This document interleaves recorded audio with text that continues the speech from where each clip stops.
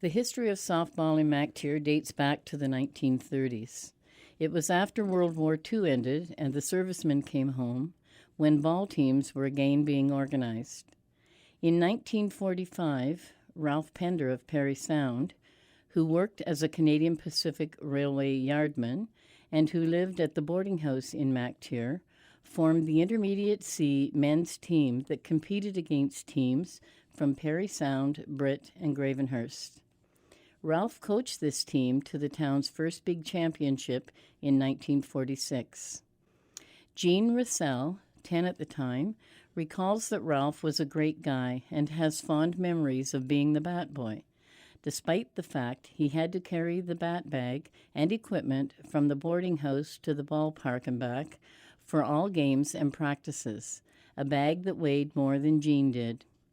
In 1954, Ob Alsop, a member of the Mactier Flyers when they captured the Northern League Championship, and a local businessman, began his era with Mactier softball. He could see the potential of the Mactier players, and with his excellent ability and contacts, he would import players from other towns to better his teams, and he would very often employ some of the players at his store. In 1962, while Jean Russell was living in Mactier and playing senior fastball for Midland, Ob asked him to coach some young local ball players, and Jean accepted, as it would also present more opportunity for him to be home with his young family.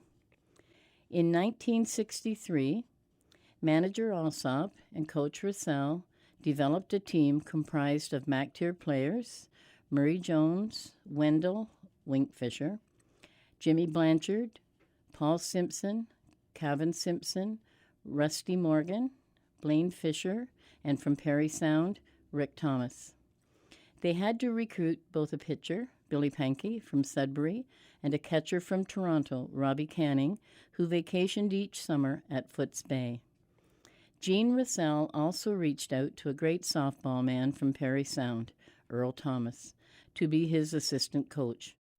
It started out rough the first year in '63, but we won the Northern Championship and we went to the All-Ontario in Juvenile C, and God, I was proud of the kids, really.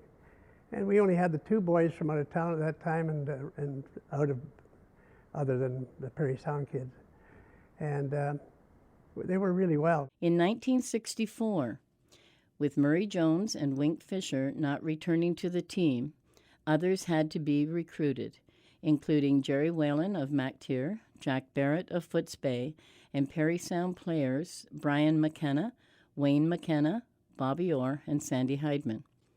The combined populations saw the Ontario Amateur Softball Association move them to the higher classification of Juvenile B. This team was managed by Ob Alsop, coached by Jean Russell and Earl Thomas, and captained by Kevin Simpson. In '64, we brought in a couple more. Bobby was one of them, and the team kind of gelled, and they got good, but we practiced them hard. And it was fundamentals. That's all you got to teach kids, fundamentals. They'll pick it up from there, and they were such a good group. We were so proud of them.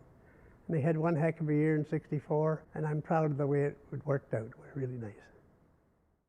The Muskoka Fastball League was very competitive in 1964. Ob's philosophies for a winning team were to hustle on and off the field, to pay attention to every detail, including your uniform, and the importance of inserting a timely, successful bunt in the game. When Ob had occasion to coach third, everyone knew when the batter was being asked to bunt, because the signal was patting his hand on top of his snuff can that was in his other hand. The 1964 Mactier Legion Flyer Juveniles won the Muskoka League, the Northern Ontario Championship by defeating Espanola, and went on to play the OASA Juvenile B Finals in Grimsby. Both games were very competitive, but the defensive strengths of the Mactier team produced rewarding victories. The 1964 team was the very first Ontario champion in softball from the Muskoka and Parry Sound area. It was a long-awaited dream for Mr. Alsop, who, according to his players, spent all of his time pacing around the field in a state of anxiety, until the final out was made as center fielder Sandy Heidman made the catch that ended the series. Coaches Gene Russell and Earl Thomas and manager Ob Alsop could not have been more proud of their team.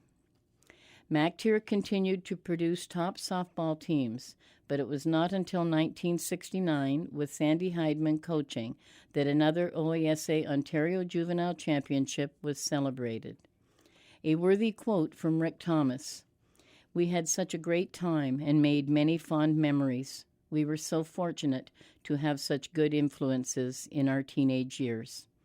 Rick also pointed out that every player, every coach and manager knew that a large contributor to the success of softball in Mactier was the constant support received from the community year after year. In 1964 in Grimsby, with my dad coaching first base and me playing first base, we won. And it was such a special thrill to share that success with my dad. And I remember on the trip home, we must have played the games over and over again in our minds. Incredible support also came from the Legion representative, Bob Blanchard. Bob was there at every call, and guys like Brian Lemke and Wally Gerke responding at Ob and Gene's command. I used to look after the field, setting up the field for games, dragging the field.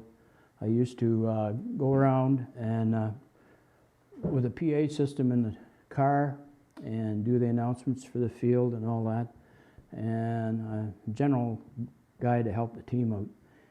Arden Poe would constantly respond quickly to dragging the ball field or running to Bala to get sawdust for the field.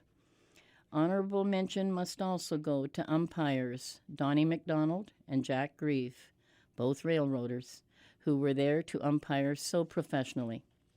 These 1964 Mactier Legion Flyers practiced hard and played hard under such terrific coaching and dedication required from Gene Russell and Earl Thomas in producing these All-Ontario champions.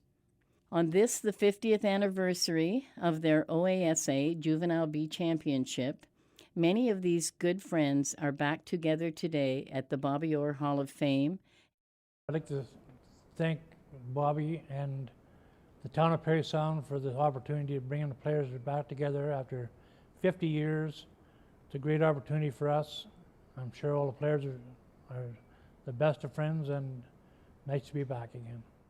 And this honor is accepted with great pride by each player.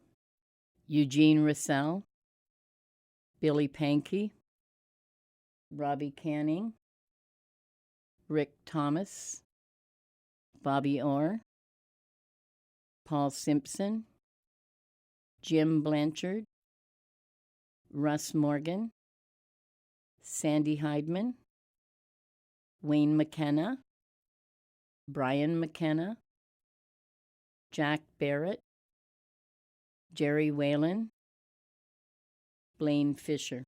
We remember Kevin Simpson, Earl Thomas, Ob Alsop.